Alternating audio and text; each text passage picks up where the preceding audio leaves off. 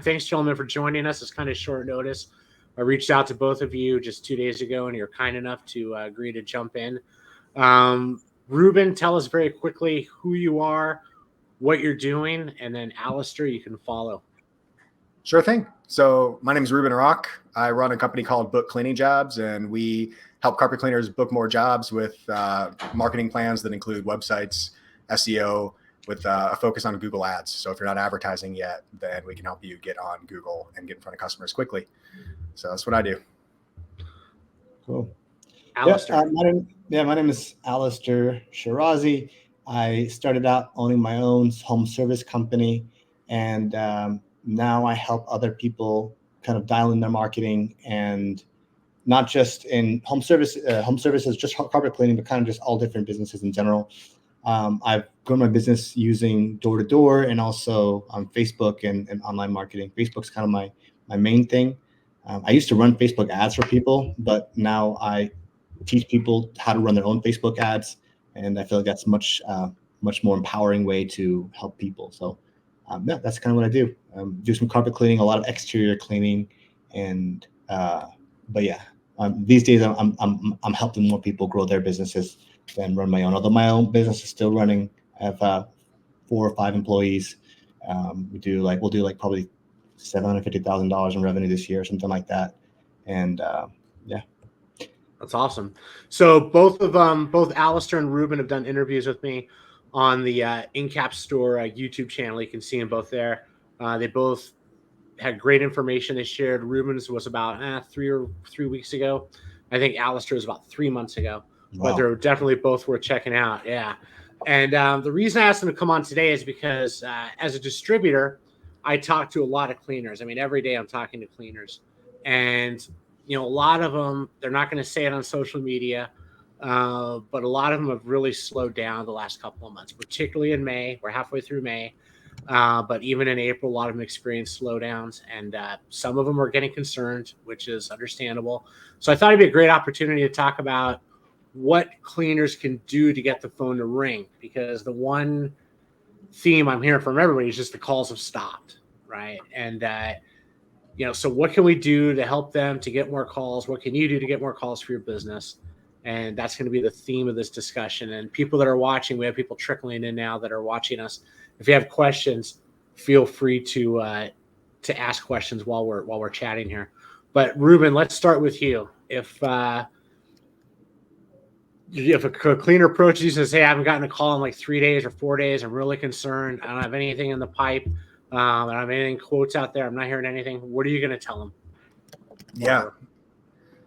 If it's somebody that I'm not working with currently, I think I really would like to get an understanding of what they're currently doing to market their business, because I think from talking with, I don't even know how many carpet cleaners in the last year or two over the phone. I do a lot of phone calls with cleaners.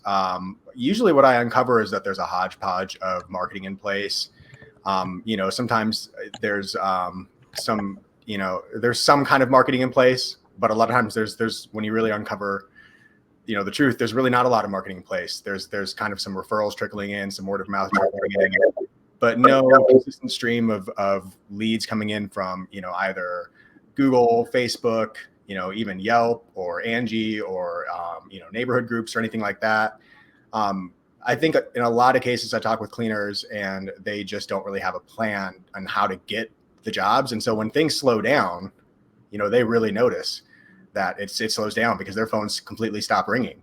They don't have a way to get in front of the people that are still out there searching to get carpet cleaning if they're not running any ads on Google. If they're not running any ads on Facebook, they're not reaching people in their local area who could potentially be interested in their services or in an offer. So when I hear people say that it's slowed down, I think the first thing I usually try to do is dig in and find out what they're currently doing for marketing. Because in a lot of cases, there's things that you can control that would actually help you get back on your feet quickly and actually get you those jobs coming in, regardless of what's going on in the economy, regardless of what you're hearing in Facebook groups or from other cleaners or other business owners in your area. I've been hearing for, I don't know how many years now, that it's a recession, that we're in a recession, that a recession's coming, that it's slow. I hear this all the time from cleaners, and I've been doing this for a number of years now. And there's always things that you can do to control the situation in order to bring in more jobs. And so usually I just try to focus on, what are you currently doing that could potentially bring you a customer today? And what could you be doing, right? That's kind of where I try to steer the conversation. I try not to dwell on, doom and gloom, the economy's, falling apart and my business is never going to, have customers again, because that's typically not the truth. I don't think I've ever met a cleaner who's just, their phone just stopped ringing one day and never rang again. And they just said, well, I guess I'm out of business now. There's usually something you can do to get customers coming in. Right. Alister, what would your course of action be, or what would your approach be to somebody asking you that question? Yeah. First, it looks like I'm able to live stream to Facebook.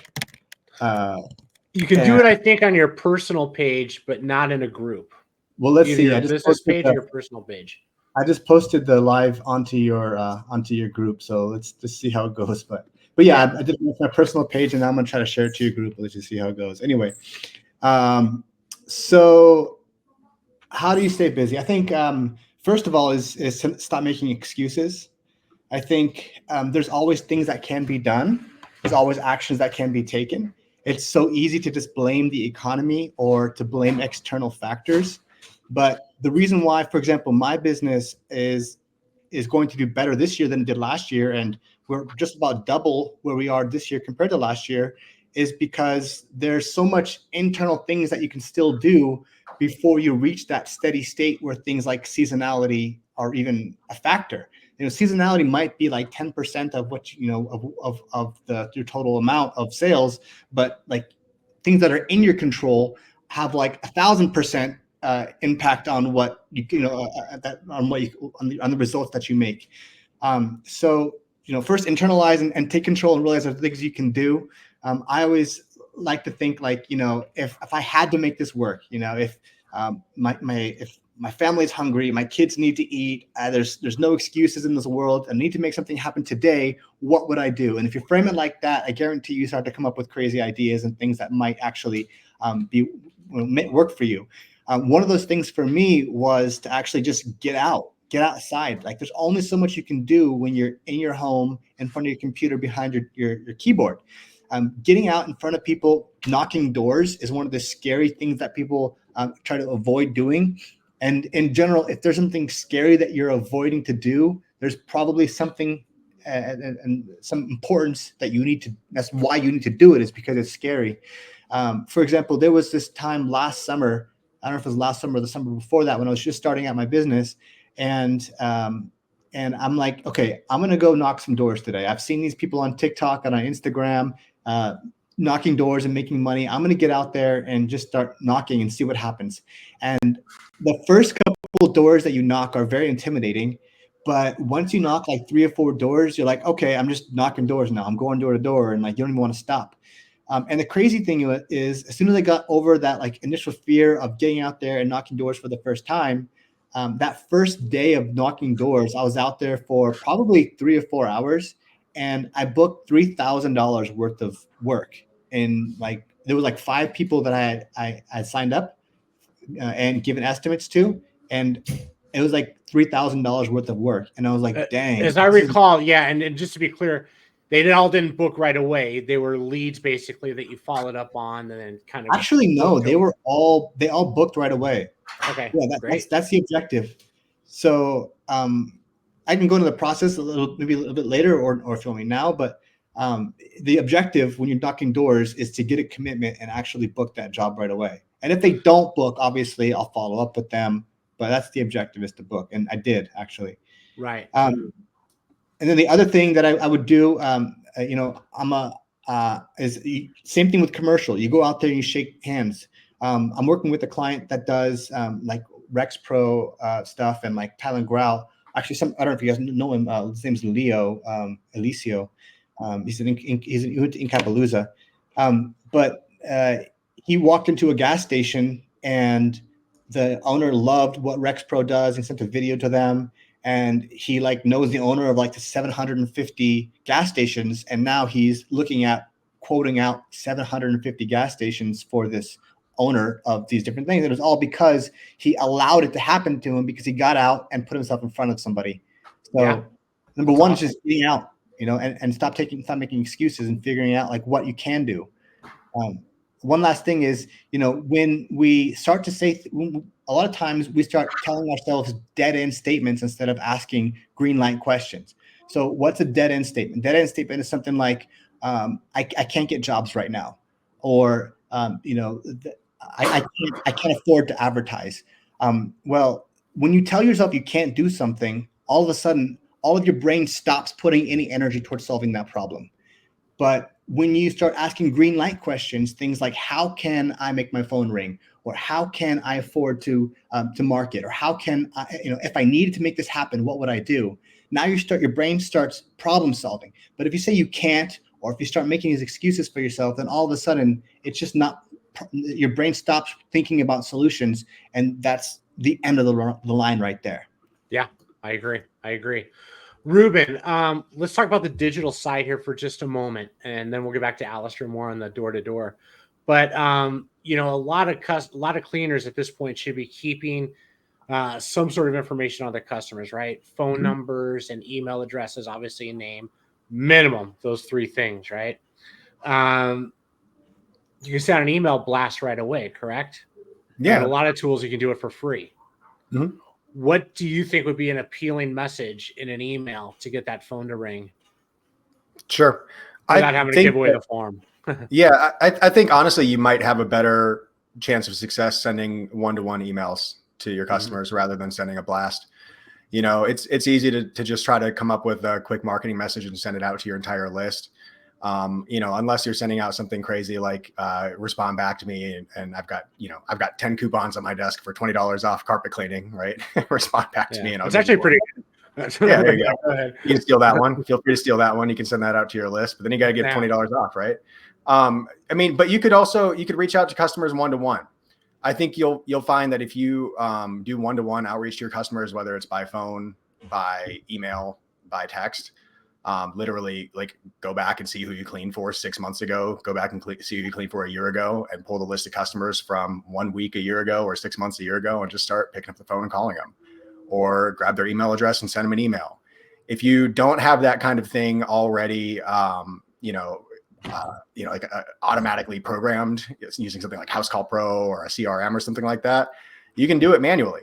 I mean, there's a company that I used to be competitive with, friendly competitors with in Wisconsin when I was running my cleaning business, that, they really didn't run any kind of advertising online.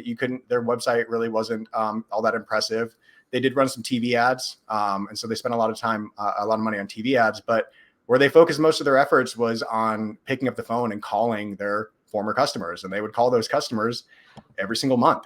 If you were a customer of this cleaning company, you were going to get a call from them every month asking if they could come back and clean for you, or if you had anything else that you needed to, clean in your house. And that's exactly what I was actually going to ask you as a follow-up. You never hear about people doing that. Now, Alister has. I'm going to ask Alister about that in a couple of minutes. But calling customers is something you can do legally. You can do as long as they've done business with you within I think a year or something. I have to look it up, but you have a pretty broad window where you can contact them without any repercussions, and they're not going to care anyway. But I think calling customers is a great way just to remind them of who you are and what you're doing, and maybe they have you have a new service you want to offer. And if you were calling somebody, what would you tell them? What would be your introduction? I would keep it pretty simple. I mean, it's kind of like door knocking. You've already worked with these people, though, so it's probably even easier. I mean, the truth is you're calling to remind them of who you are, what you did for them last time, when you did it, and asking them if they are ready for you to come back out and clean again. Hey, it's Reuben at, ABC Carpet Cleaning. I cleaned for you last May. I was just calling to check in and see how you're doing and see if you need me to come out again this year and do anything for you. We offer tile and grout cleaning now. Maybe that's something you'd be interested in. Simple as that. Yeah, no, I think that'd be hugely beneficial. And again, not enough cleaners are doing that.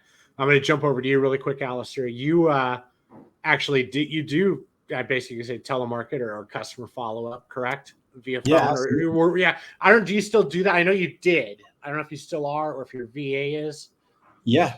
Well, yeah. So my VA does it, right? But still a big proponent of that. People love to do the automation and think it's sexy. And hey, I'm all for it. I love automation too. But the more personal the approach is going to be, the higher the conversion ratio is going to be. So getting on a phone call and calling the customers that you worked with last year is extremely effective. Your close ratio is going to be higher than if you just send a text message or an email to the same quantity of people.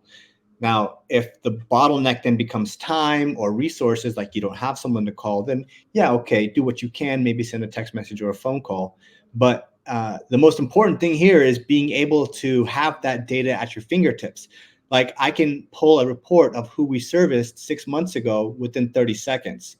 And if you can't do that, then chances are, that's why you're slow, like period. Because you aren't keeping track of that data. You don't have access to that data. And that's your problem. Like it's not like Joe Biden or whatever it is you want to blame the external factors on. Like that's your problem. So yeah, we call the customers, and it's as simple as just a reminder. It's just an appointment reminder. It's a courtesy appointment reminder. And you know who's really good at this? And I hate them because they're so good at this, is my dentist, right? My dentist, like I don't want to go clean my teeth. I hate the dentist, right? But I know they're just looking out for me. So they give me a call like every 6 months.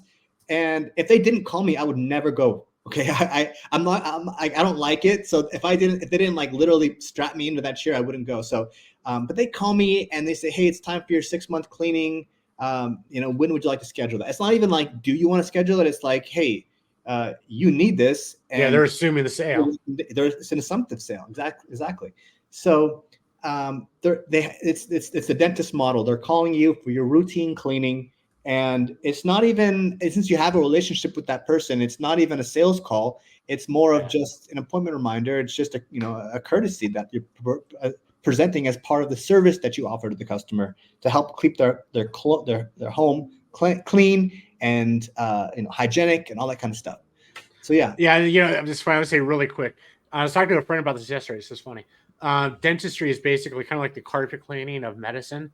There's a lot of marketing, they're always looking for new business and drum stuff up. It's funny.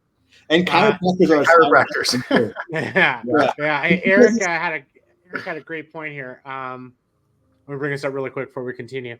Voicemail blast. I don't know if Alister, if you use it, or Reuben, do you have any clients that do voicemail blasts? And if so, have you found it to be effective? So I have the capability, and I tried it one time. I need to talk to people about this because I know people have success with it and it's worked with me. But so in the software that we use, you can easily send out an audio clip and have it go to somebody as a voicemail. I did it one time to a list of a couple hundred people. And the problem was, like, I think it shows for some people, it shows as a missed call. Like it shows that somebody missed their call because like it may have like a partial ring. That's kind of like what they do, I guess. I don't really know how it works. So when I did it, I got like dozens of people calling me back instantly. So and we weren't sure if those people were calling us back to like actually book or calling us back because they saw that we missed our call. So I've known people that have success with it. It's just not something that I specialize in, but I'm curious as to continue to experiment with it. And I'm curious if Reuben, if you had any luck with that. Yeah, maybe Eric can tell us. I don't know if Eric's doing voicemail blasts now, but maybe he can post in the comments what kind of success he's seen with that. I'm going to bring up another question really quick from Tyler Harris.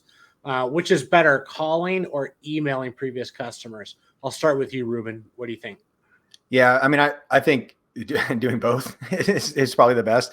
Emailing you can do automatically pretty easily if you're using anything like House Call Pro, high level.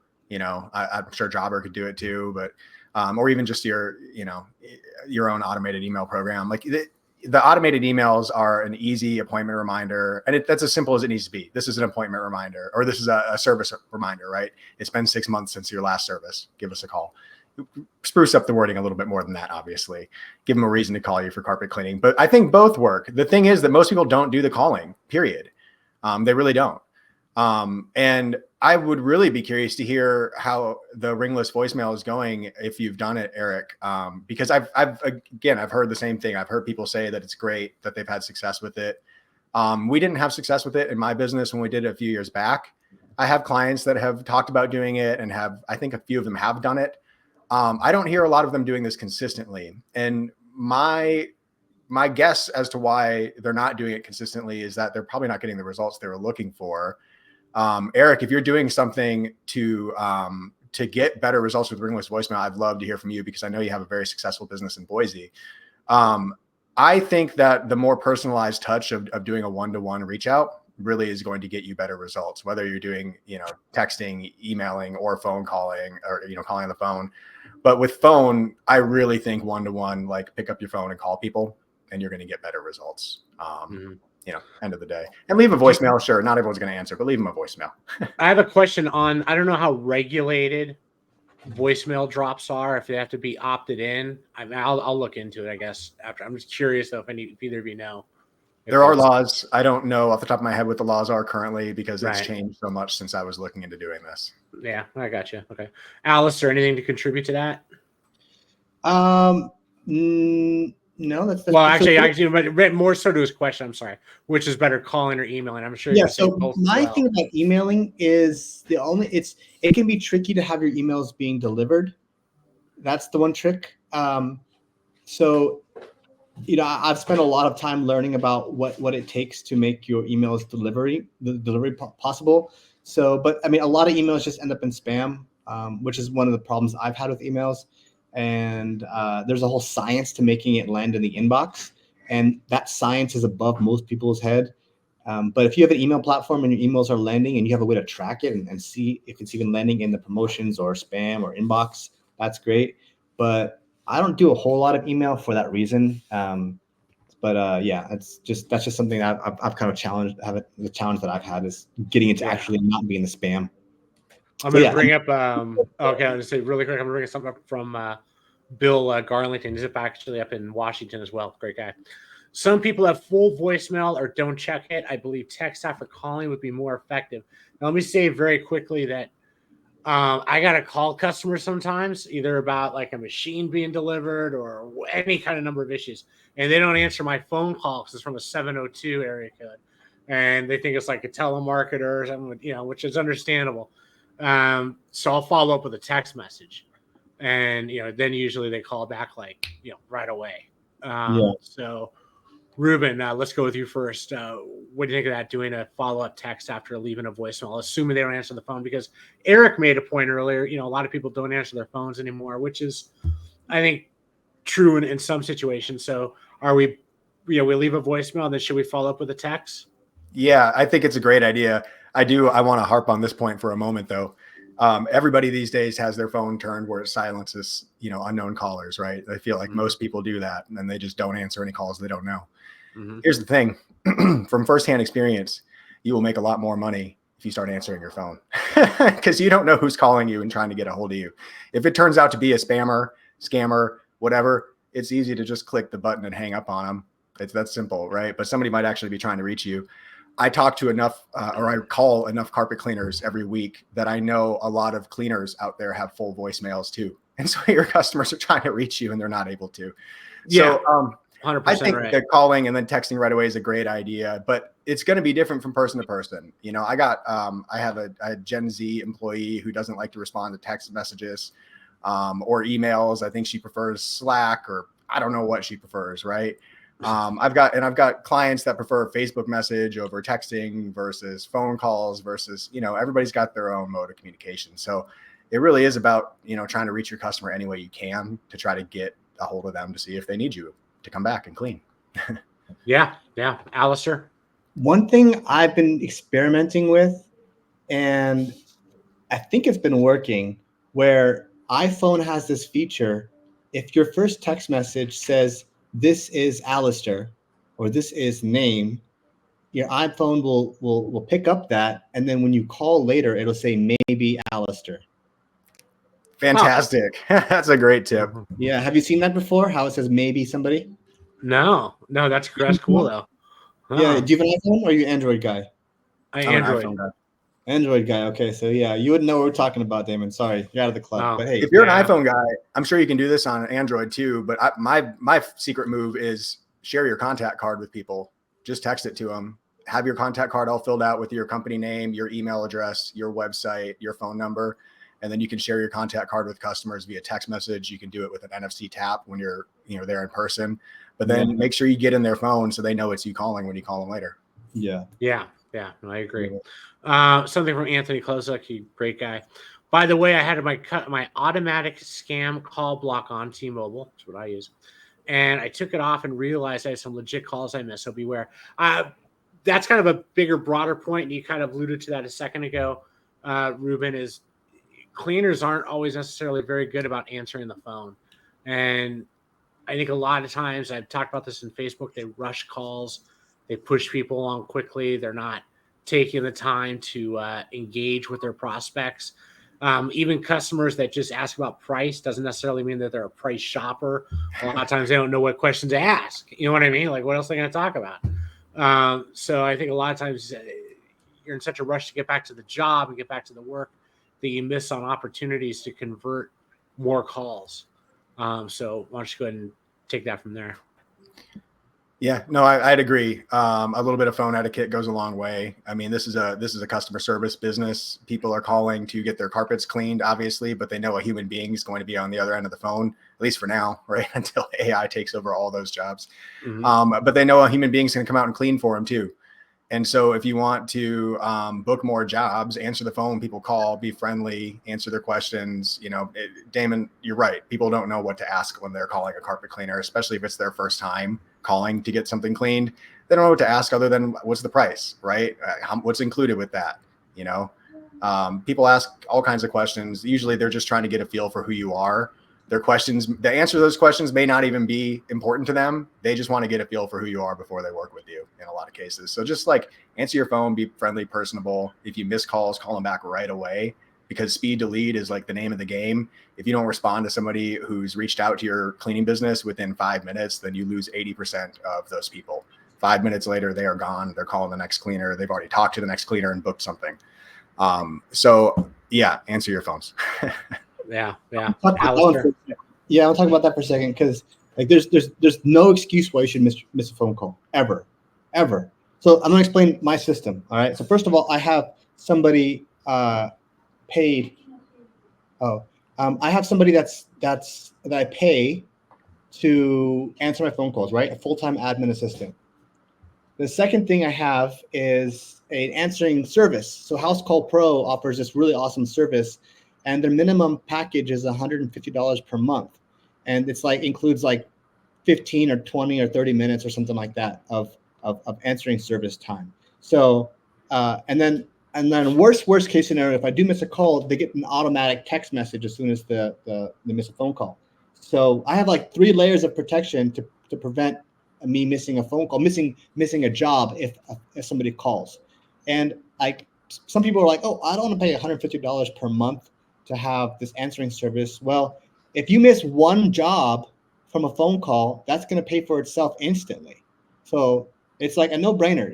As entrepreneurs, you got to change your mind to stop thinking about how much things cost and start thinking about the opportunity cost of not paying for that. So, for example, I know that if I spend $150 on this service, then I may book an extra 2-3 jobs per month because I can't miss a phone call. So, think about everything as inputs and outputs. And I wanted to touch on that. But never miss a phone call. Never ever miss a phone call. You should never miss a phone call, even if it means to pay somebody to answer your phones. And like a lot of cleaners, man, they're out on jobs. Like hire yourself an assistant. Hire somebody to answer your phone call. Because if you are paying, if you're out on a job and you miss that phone call, that's money. You're paying for the advertising, and somebody calls you, but you're busy carpet cleaning. If you're a one-man operation, you're cleaning carpets. Well, you're missing money. Like you 100% are missing out on jobs. You can hire a part-time VA for like $500 a month or $300 a month part-time. And that person can help you book those jobs, follow up on leads, answer the phone calls if you can't answer the phone. And like that's, cash flow in, cash flow out. Like how can you find ways where you can spend money and actually make more money on the other side? Yeah. Reuben and I go ahead. What were you going to say? I was going to say, even better, hire somebody to do the cleaning with you. So when the phone rings, you can step outside. And I was going to say, what Reuben and I talked about a couple of weeks ago is, in my opinion, you're better off as soon as possible hiring a tech either to go out on their own or with you, and you work on booking those calls, because to me that's the most important part of the business, is keeping the schedule full And eventually you'll need both. I mean, you're going to have to build the team to support the business of your dreams if you're going to build it, right? You can't do it all by yourself. It's too hard. Being an owner operator is too hard on you. Okay. You'll need to build the team to support your dreams. I agree. Yeah. We're going to have another statement here from Bill really quick, and then we're going to get a little more detail here on making phone ring more. Anyway, Bill asked if there's an automated voicemail that with partial mixed in and follow text would probably be rock. I'm not aware of any software that offers that at this time. Are either of you? He was asking, hold on, I got to find it again. If there's an automated voicemail system that does the ring mix and all that, the voicemail, and then follows up with the automated text. Yeah. Well, I'm not aware of anything that offers that. Are you, Reuben? Yeah, that you can do like a ringless voicemail drop followed by an automated text. You could do it in Go High Level. On High Level, that'll do it. Yeah. Oh, really? Well, Bill, yeah, there you go. There's your answer. All right. Moving on to making the phone ring now. We talked about emails, which is great. We talked about phone dialing and texting, which is really great. Online resources. So very quickly, Reuben, starting with you, how quickly can someone get a Google campaign going? And that's not easy. I mean, it takes work, takes research. That's why they're paying people like you. But if you're going to do a campaign in a roundabout, kind of as best you can explain it in a couple of minutes, what sort of campaign they should be running? Should it be a Google local ad? Should be, what are your thoughts? Yeah, I would advise most people, if they're going to start with Google, to do the local services ads, the Google Guaranteed program first. You'll probably hear a lot of negativity about it right now if you talk to other cleaners, because the cost per lead has gotten a little high in some areas. It's extremely competitive in other areas. I mean, I've seen markets where there's 20 people who are Google Guaranteed all in the same, in the same market trying to get calls that same day. So that is a competitive place in some markets, but it's a great way to get calls directly from Google. It's an easy way to get calls directly from Google. If you don't want to have to figure out how to, get your website up to snuff where you could run ads to it, if you don't want to figure out Google Analytics, conversion tracking, if those words sound scary or foreign to you, then Google local services ads is what you're looking for. With that program, you'll get Google Guaranteed, where Google does a background check on you. They will verify that you have insurance. They will verify that you have reviews on your Google business profile. So you need 2 or 3 reviews on your Google business profile. But outside of that, you hand Google a credit card and they will start sending calls to you. Those calls can come in pretty quickly. I mean, we've had clients who turn on LSAs and they get calls same day, like within hours of turning on the program. So that's a really good program if you want to drive phone calls to your business. It's pay per call. So you'll pay for each phone call that you get. If you get calls that are, people looking for a job or people looking for a concrete company and you're a cleaning company, you can dispute those and you can get your money back. But for the most part, these are people looking for carpet cleaner near me, right, on Google. And they're going to click on your ad, call you directly, and they're looking to book a carpet cleaning. So that's a great program. I'd start there. Google Ads is the next step up. If you are pretty computer savvy, if you've got a great website in place already and you want to give Google Ads a shot, go for it. I watch a lot of cleaners set up campaigns and not find the success they're looking for just because they miss small details with it. So that is a detail-oriented game. If you're going to run Google Ads, make sure that you do everything that you need to do to track conversions. If people are filling out forms on your site, if people are calling you, if people are booking online using House Call Pro or something like that, make sure you can track all that stuff. Otherwise, your ads are not going to work. Google Ads is a great program, though. And that program can deliver people from Google straight to your website who will contact you in need of cleaning services right away. We have clients who sign up with Google Ads and they get leads, bookings within their first week. And by the end of their first 30 days, they've made all their money back and then some. So that's an excellent program. It takes a little bit of investment, though. You really need to have a budget on hand of at least $1,000 a month if you're looking to get into Google Ads. The local plus, if you're going to hire somebody to help you set it up, set aside some money for that too. The local services ads program, that's pay per call. You can put in a weekly budget with that one. And so if you only want to spend $200 a week, $300 a week, $500 a week, $1,000 a week, you can put that budget in. Google may not send you all those calls. They may not spend your whole budget, but those are both good programs if you're looking to drive customers into your business now, and they can both do it pretty quickly. Yeah, I have a customer who signed up for Google local ads and he started with 1,500 or 2,000, and he hasn't gotten a ton of calls, but every call he's gotten, he's converted, and he's really happy with that. So I think he's paying an average of anywhere from $30 to $60 a call, depending on the time of day and whatever other factors there are. But he's converting them. Alister, I know you do a little bit of everything, including Google and all that as well. But let's talk about Facebook and what people do on Facebook, because it's also effective, but an entirely different animal. Yeah. And yeah, go ahead. Yeah, it's different. So, I mean, let's talk about like why they're different, right? So you think of what somebody is doing when they go to Facebook. When they go to Google. When they go to Google, they're saying, I need a carpet cleaner, boom, right? It's very high intent. And as a result, the cost can be really high. And also, if you don't know what you're doing, you try to do it yourself. Your website has to be perfectly optimized. Your keywords have to be perfect. It takes a longer learning curve and even like a longer optimization phase. Which is where Reuben comes in handy. Right. So, working with a professional is really important. And your cost per click can be very high. And like if you aren't converting, then you can go through ad spend really quickly. So, okay, that's that. And Facebook, right? It's the reason why it's different is because interruption marketing. Just like watching a TV ad where you're watching entertainment, you're being entertained, and then you're interrupted with entertainment with some kind of product or service. Now, if they click on your ad, the chances are, I'm going to caveat this, but chances are they weren't specifically looking for that product or service. There's a good chance they may have been, because if they interacted with a similar ad, then they're going to get bombarded with similar ads, right? We all know this. If I accidentally, or if I interact with a carpet cleaner's ad, I'm going to get bombarded with dozens of carpet cleaner ads subsequently. So, but the benefit of that is a couple things. One is it's a whole new market. Okay. So think of it like this. There's a fraction of the market that's going to Google saying, I need carpet cleaning right now. There are other people in that pie of people that need carpet cleaning that are not going there, right? Are not ready at this instant, but maybe they will be ready in a week from now or a few days from now. So you're actually able to get some people before the intent is as high. And so that's actually a benefit. You can be a first mover in that respect. So that being said, you have to understand how to treat Facebook leads, how to treat people that come in through your Facebook portal. They may be lower intent because they may not be ready to buy right now. But the way that I do it is I use Facebook more of a list building. So what I'm doing is and then I have like a telemarketing approach on the back end. That's what I'm doing. So I gather a list of people that may be interested, and then we have a telemarketer following up with all these leads and booking appointments and then booking sales.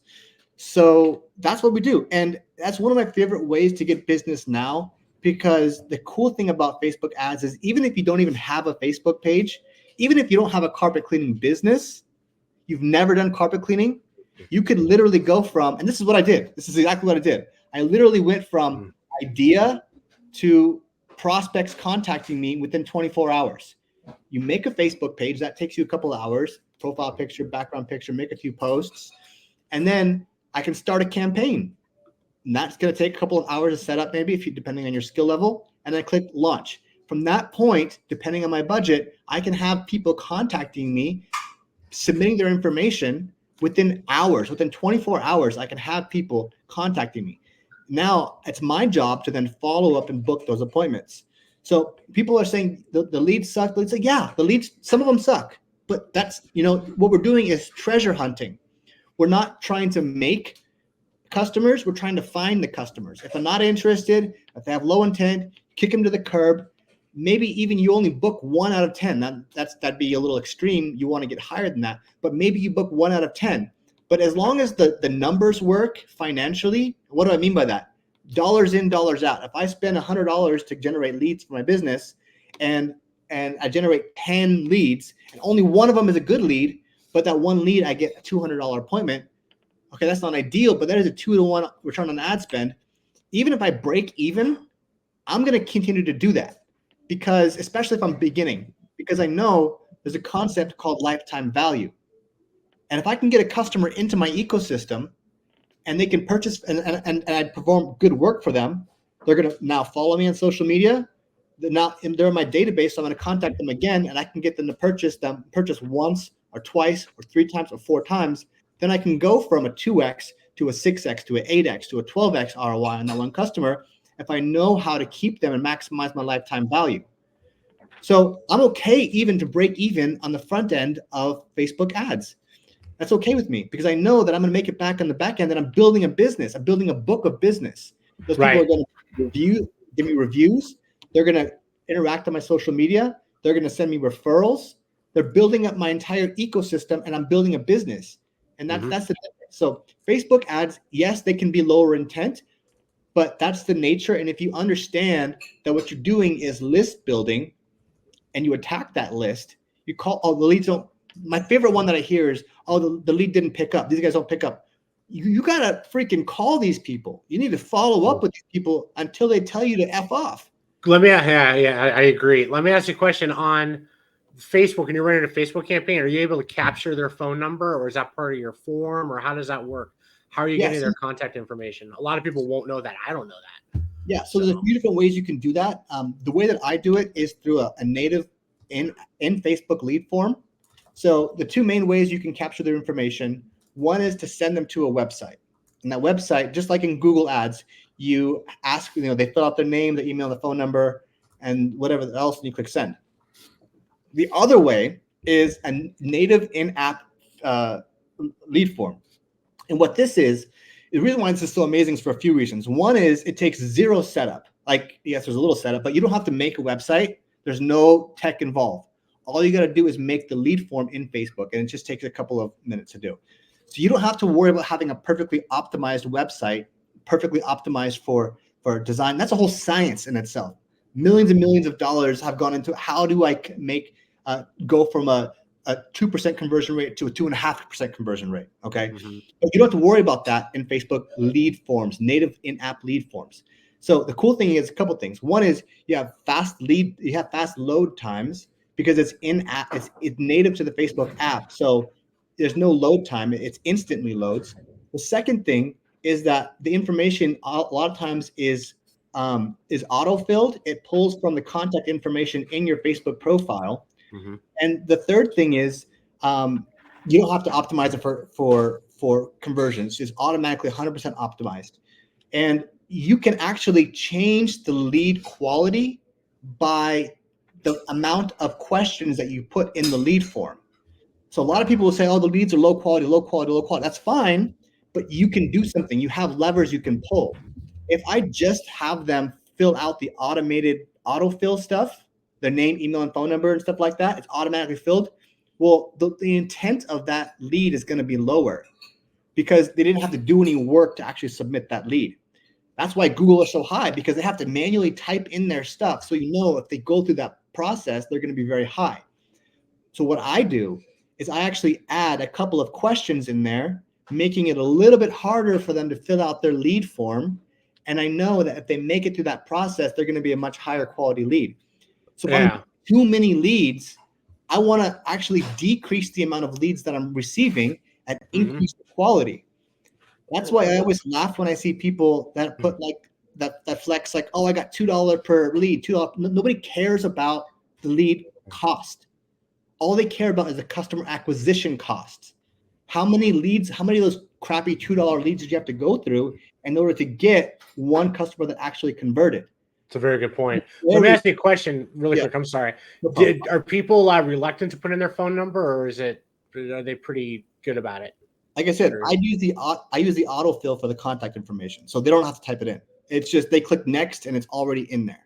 How do they get their phone number? So is that from their Facebook profile or something, or? Yep, it's the autofill contact information, so it pulls it right from their Facebook profile, the name, email, and phone number. Okay, interesting. That's good info. That's really good info. So as I say really quick, what's good here is that you have two different avenues that people can pursue immediately for business, right?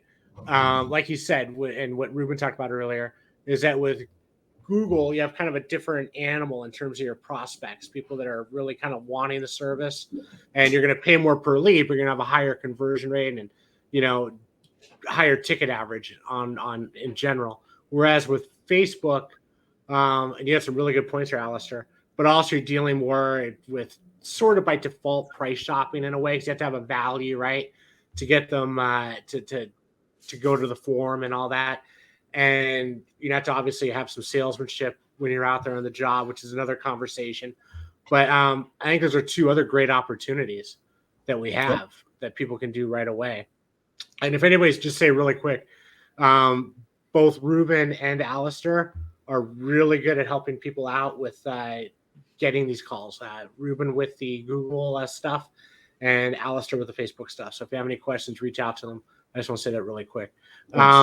Reuben, moving on. So in addition to the Google stuff, what else would you recommend? We talked about the phone calls, talked about the texting, talked about the emails, and we talked about Google. What other suggestion would you offer them? And ask Alister the same thing that they can do to kind of like start drumming up some business now. What immediately comes to mind? I think neighborhood groups are big. If you're not active in your neighborhood groups, whether that's on Facebook, Nextdoor, wherever your neighborhood group may be, you need to get in there. Most neighborhood groups are pretty friendly to actual local businesses, right? So like you could try to join every neighborhood group in your entire area and try to promote your business that way. But if you start in your actual local group where you live, then they tend to be pretty friendly to you sharing your business. But even better strategy, your customers are all in neighborhood groups too, and their odds are already talking about services like yours. They're already reading posts where people are recommending landscapers, house cleaners, carpet cleaners, pool techs. So if you are constantly the person who is recommended for carpet cleaning in your area or tile cleaning or, whatever it is that you offer, if your name pops up, 3 out of 5 times when people ask, hey, who's the best carpet cleaner in, Cincinnati? Then you're going to book a lot more jobs than the average cleaner. And you can actually, you can get your customers to post about you. You can ask them to post about you. People will just do it out of the kindness of their heart. You can incentivize them if you want to, but those referrals from happy customers of yours that are already out there and in their neighborhood groups, them just posting in the group and saying, I just had, so-and-so at my house. He did an amazing job on my carpet. If they post a picture with it too, that's gold. I mean, that's going to get you jobs instantly. That's a great idea. Jobs from that. That's really good. That's really smart. I'd say, let me add that really quick before I get to Alister. I would start a Facebook group or a Nextdoor group. Then I would focus on property rentals and property for sale. And I would rope every realtor and property management company into that group. Even if I had to call them and invite them an email. And I would make myself a value to those realtors and to those property management companies where they would want to use me. You see what I'm saying?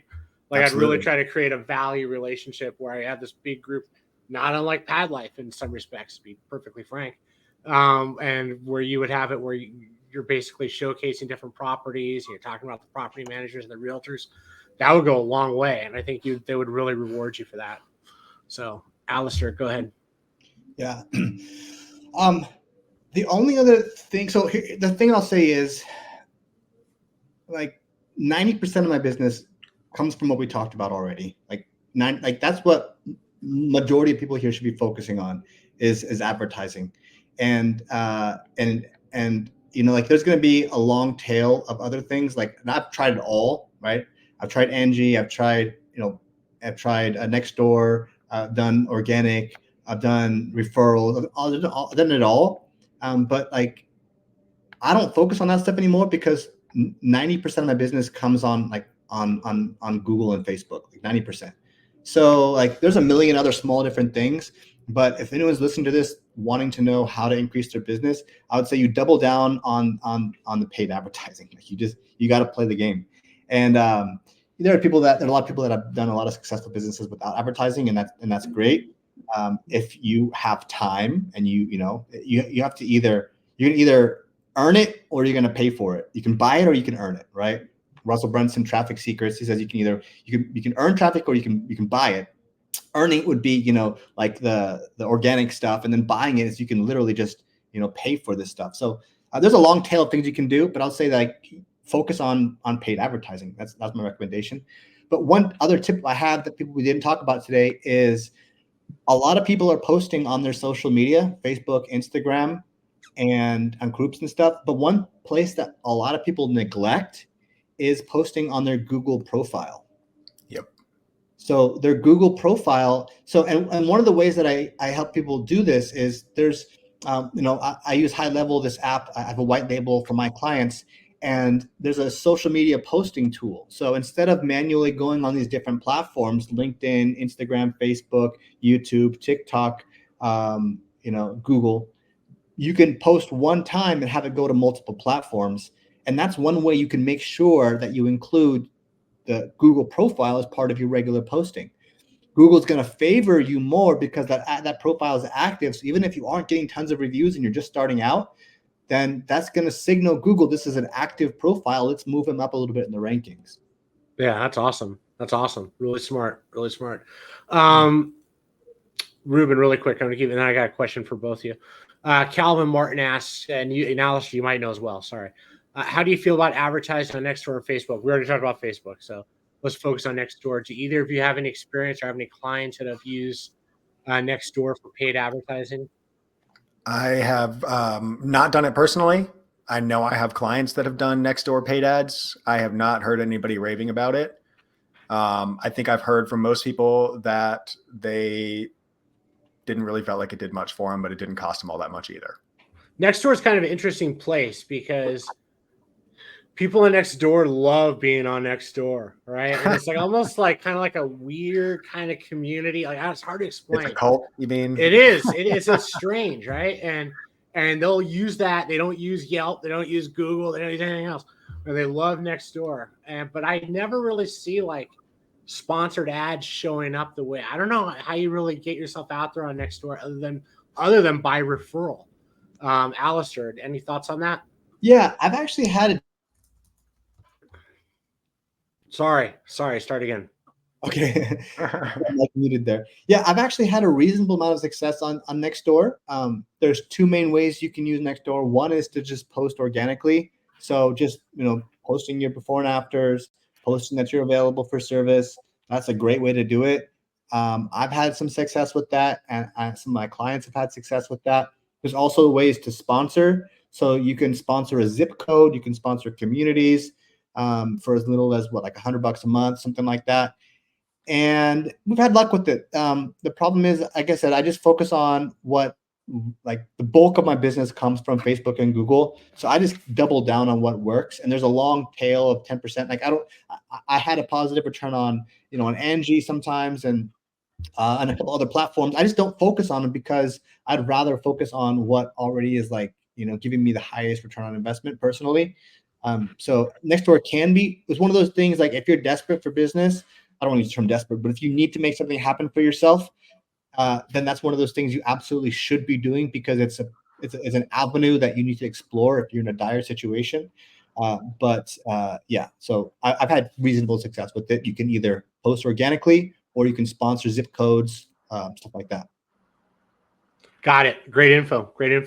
Reuben, Anthony's asking, you've had kind of a so-so opinion on Yelp in the past.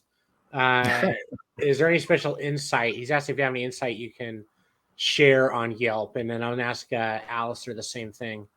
Go ahead. My issue with Yelp is, well, I have a few issues, but I won't get into all of them. It's my issue with the leads at Yelp is that my experience is that they're non-responsive. That you'll get leads through Yelp, you'll respond to leads, a couple leads a day, and you get 0 responses or 1 response from sending, a response to 6 leads.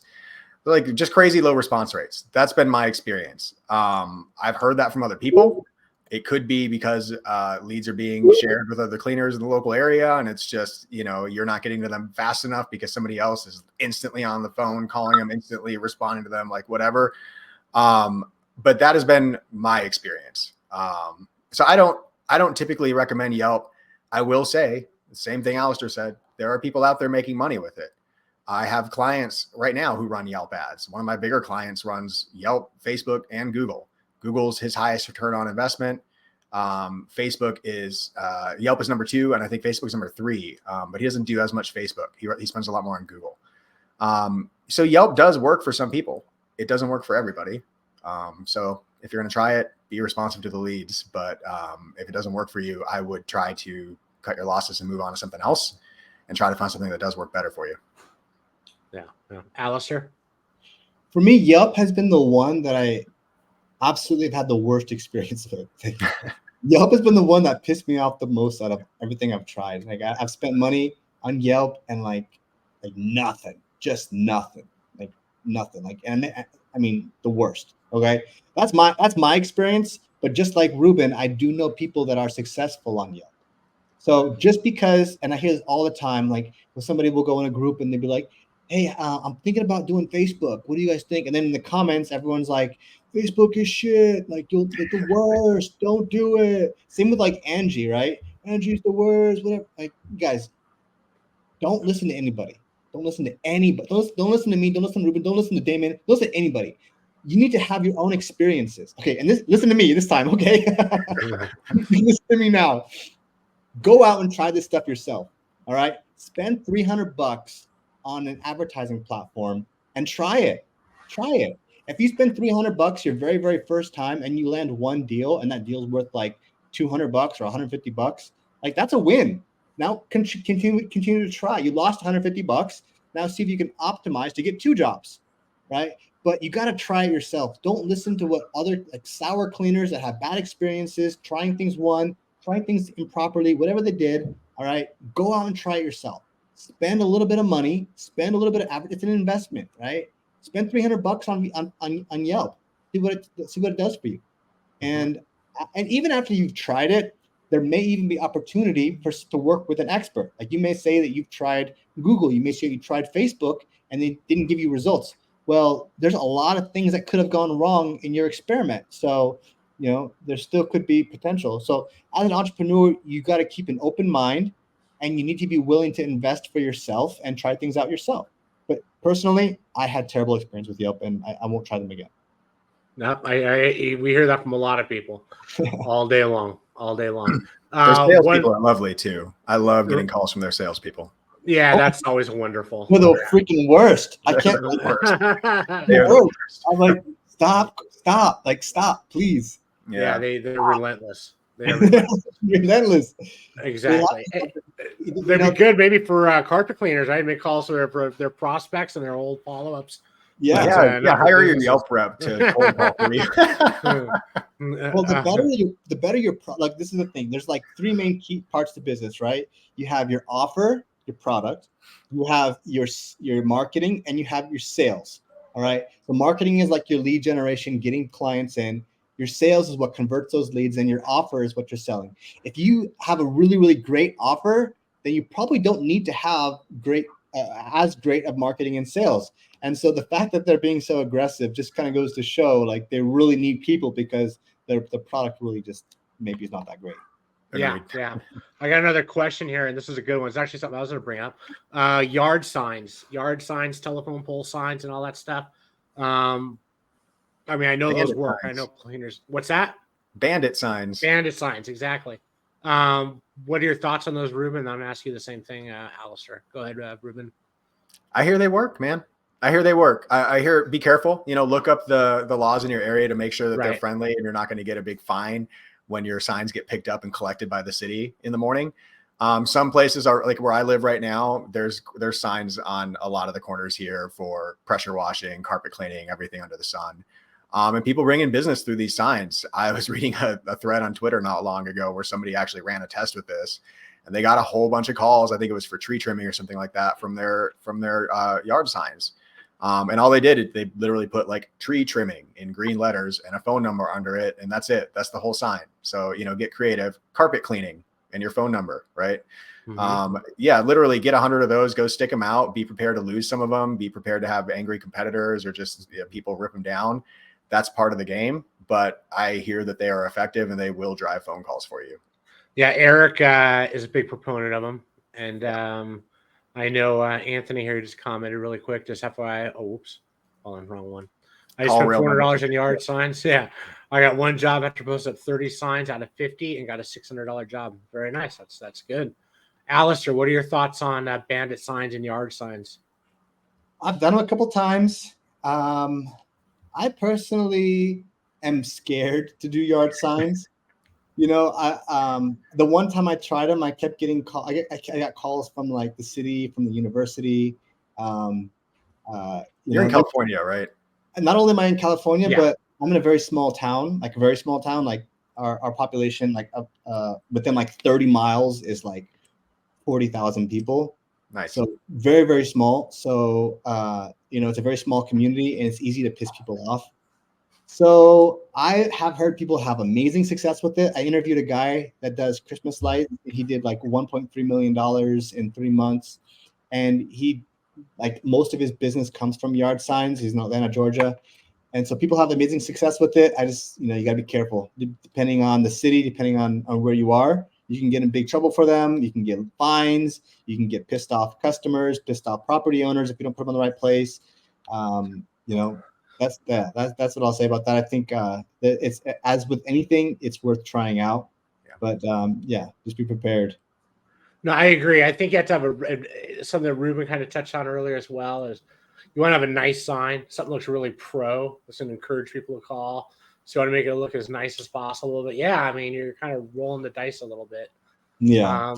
But I think it's worth trying. I think it's probably hit and miss, like you said, Alister, depending on where you live, depending on the size of the population, and I think it has a big thing to do with it for sure. I bet the Christmas light signs work well, and I have one. Let's say you have a nice Christmas light sign, right? Of all the different colors and the lights and all that. Yeah, that's what we had. We had like a little bit of like some Christmas lights, and Yeah. You have built-in goodwill with the Christmas light signs too, because people are going to see that, and for the most part, they're not going to get angry about Christmas. They're like, Christmas lights. I want my house done. Yeah, exactly. And also again, exterior service. I'm a big believer that anything exterior, you could do more in your face marketing. If you're not in their home, they're not as reluctant to do business with you without maybe having to do some back research first. Again, in my experience, like with Alister doing his door-to-door stuff initially, that was all exterior work primarily, correct? Yeah. Yeah. I mean, I really believe that people, if you go door-to-door and stuff, you can do it for interior work, but I believe that definitely having exterior services helps when you're doing more face-to-face or even yard signs and stuff like that. Yeah. So just my opinion. But any more questions, everybody? Oh, here, hold on. Garrett Coleman. Has anyone ever tried setting up booths at conventions or farmers markets and selling or giving away spotter bottles? So let me say really quick. The theme of this conversation is more about making your phone ring now, which that won't. But that aside, let's answer this one very quickly. Reuben, do you have any clients, or did you ever do that yourself? I know I have clients that do it again, and I think they enjoy doing it. So whether they book a lot of jobs from it or not is kind of like secondary to the fact that they like getting out into their neighborhood and meeting their community, and they think that it brings a lot of goodwill. So I think if you come at it from that perspective, then you'll probably get a lot of enjoyment out of it. If you're going to do it, have some kind of an offer, right? Like be able to give away a coupon, a gift card, something, have them sign up for a raffle, win something, have some reason for them to give you their info, right? You want to be able to generate leads if you're going to do an event like that, not just, sit at the booth all day and wave at people, right? As they walk by. Have some reason for them to stop and talk with you. I have not personally done it for when I have my cleaning business, but I will tell you that events are very powerful. People go to events with the intention of networking and talking to other people, and if something catches their eye and interests them, and especially like local farmers markets, people go with money in their pocket. They want to buy local, they want to meet local people, and if you're the local guy, great. Seems like a good fit. I don't know if it'll make the phone ring today, but I think that it could work for you. Alister, I'm really curious to see how this has worked for you. Yeah. Actually, one of my first jobs was I used to work at events for a solar company, and that was their main way to generate business. So here's the play that we used to run. We would sign up for events. Like this was in San Diego. There was tons of events every single week. There's shows, there's farmers markets. There's like, you don't even know about half the events that go on. But if you're like looking for them, there's tons of events every single weekend. So we had a whole events team. We would set up a booth, basically a table or maybe a tent, and we would just we would bring like a display of some sort. And then the objective is to book estimates. That's it. We would get customers' name, phone numbers, book a tentative time, and then we got back to the office. We'd call, confirm the appointment, and send it to the sales team. The sales team would go out and quote them a solar project and then sell it. And that was their primary way of doing business. So it can work. It's probably going to depend on your business model. I will say another way to do events, which is something I'm working on with my marketing business, is I am hosting the party myself. I'm hosting the event myself. So what I've been doing is I get a room full of 50 or 60 people in a room, and then I give them value and talk to them about how to do their marketing, how to do Facebook ads. The name of the event I've been running is Facebook Ads Secrets. And then people come to my event, they're my target demographic, and I provide some sort of value for them. And then there's an offer if they would like to continue learning, continue to work with me. So that's again, not exactly how you could do it right now, but it's a super easy play if you know how to run it. You just run Facebook ads. You say, hey, this is this event. And so you think about who the people in your target demographic would be and what kind of value you could provide. One great one for home services could be a real estate networking event, right? Realtors, a lot of them are sitting on their hands too. Come meet, other realtors in the area, other service providers in your area at this free networking event. You get 50, 100 people into a room, and basically, you can sponsor the event. You can have people sponsor the event. You can bring a speaker on, and then you can just tell them about your products and services. So that's what I've been doing. So you can actually own the event and host the party yourself. But I do know that for some people, these events can be very, very profitable as well. You have to use them as a way to collect leads and then follow up with those leads. Basically how you do it. Yeah, no, that's great. And you're bringing in people primarily via Facebook ads you're running? Yep. What I'm doing is I have an Eventbrite page. I make an Eventbrite page. And then I run Facebook ads to the Eventbrite page. And then they will, sign up for the event, RSVP. We're going to send text messages. It's free, right? It's a free event. You're not charging at the door. Yeah, exactly. It's a free event. So you can call them to confirm their attendance. Hey, we're just getting the head count. Oh yeah, it's gonna be a great event. Pump up the event a little bit, get people to show up, and then you have a networking event, a little party, if you will, and you are the host, and you will get to be control of the messaging and communication that happens at that event. Yeah. That's awesome. How many people do you get turning out on average? Let's see. I did an event 2 weeks ago, and we got 60 people to come out, which was awesome. I just posted a video of that event. That was pretty fun. And then I did another event just this past Saturday, and we had 15 people show up. And awesome. That's great. At that 15 people event, we had I only advertised for 5 or 6 days leading up to that event. And so obviously if it had been a longer lead time, then it would have been better. But we could only fit 25 people in that room anyway, so it was kind of nice that it was smaller. But then making sales and meeting people, and magic happens when you get people together. So if you can be the one that's responsible for making that happen, whether it's a Facebook group, whether it's an event, whatever it is, then you can control the communication, and that's gonna shake more hands. More hands, people have more opportunities. That's a great idea. We put on Incapalooza every year, and that's beneficial for Incap Store, obviously. And it's kind of a similar way of thinking. And I totally agree. Wow, it's already been over an hour. Can't believe it. Hour and 8 minutes, and then we had to wait 10 minutes to even be able to get on live. So, is there any final thoughts, Reuben? I know we're going to talk more about the door-to-door, but we did kind of touch about that earlier, so I don't know if we need to go too deep on that again. But any final thoughts in general, Reuben, on what on this conversation, and anything you want to add? Alister, you were touching on mindset earlier. I think mindset's really important. There's always things that you can do to improve the situation. There's things you can control, and dwelling on what's going wrong is never the solution. So you're entrepreneurs, you get up every day and you put on your big boy pants and you go run your business. And, so there's always something that you can do to make the phone ring, or to, make an outbound call and book an appointment.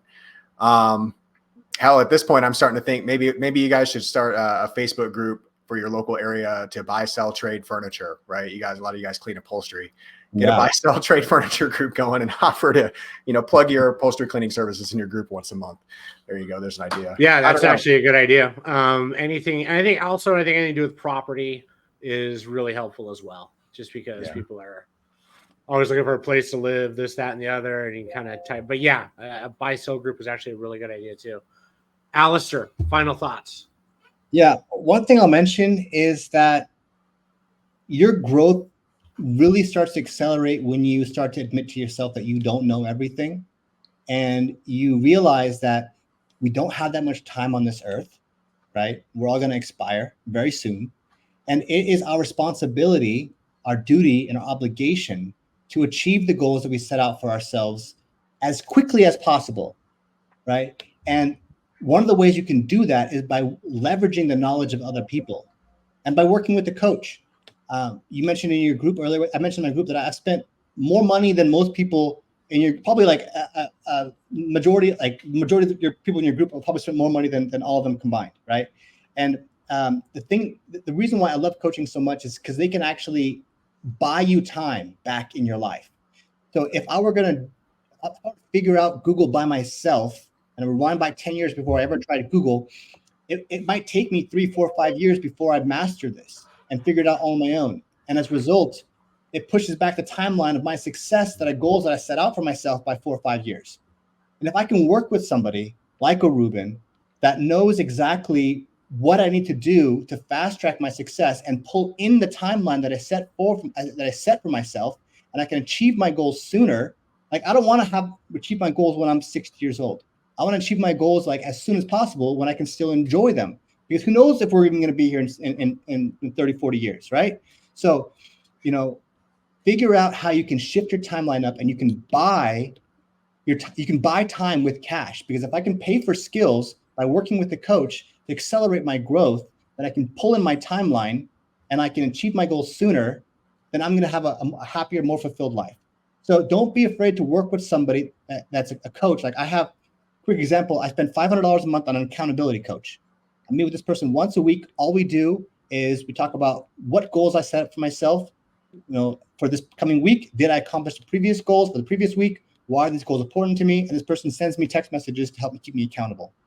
I work with another coach that's specific to home services. I'm in the Conquer program. One-on-one coaching. I meet with this person every week for 30 minutes as well.